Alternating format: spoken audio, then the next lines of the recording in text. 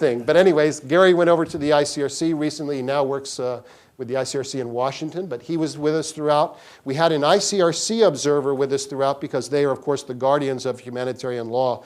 That was also kind of humorous because it says Cordula Droga, who's a brilliant young German attorney, but our original ICRC representative was Niels Meltzer, who you'll see up here at the University of Zurich. So he was with us and then left the ICRC to go into academia. He was replaced by Robin Geis, who you'll see up here, who then immediately left the ICRC and went to Potsdam University.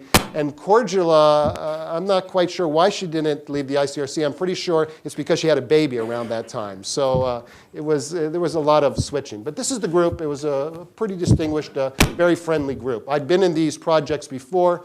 So when we picked them, Wolf and I and a couple of others picked this group. We picked people we liked and could get along with. If you do a 3 or 5, we had been in previous projects where it became bloody and awful. So we picked nice people. You had to be nice to get in this group. Okay. I was the exception, but here's the substance. The original focus was going to be Jus in Bello, IHL. We had an original planning meeting.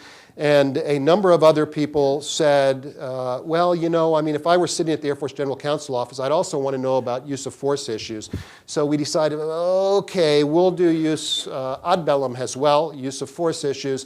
That then forced us to consider issues like state responsibility and sovereignty, but we don't consider them in depth, but only as they relate to use of force issues.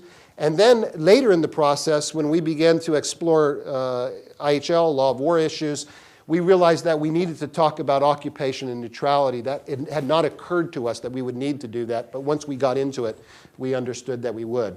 The product is it's a book. It's got about 100 rules. There's a black letter rule, and the black letter rule represents the consensus of everyone on the list you saw, except for the 3 observers.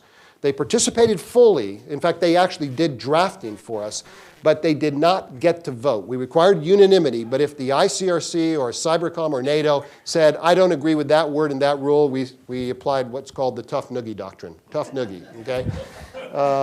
The commentary was very different, and in fact, if you see the book, if you buy the book, the commentary is really where the meat of the law is. Because we had to achieve unanimity among 20 people, and that was really hard to do in an environment. I mean, there hadn't been much cyber, so that was tough. So they're broad rules. What we committed ourselves to do in the commentary was to express virtually every reasonable view we could identify within the group or even outside the group. So I'll give you typically when you read the commentary, it'll explain why we use this text, why we use this word, what the source of law is. This is neutrality. It is based on Hague 5 and Hague 13.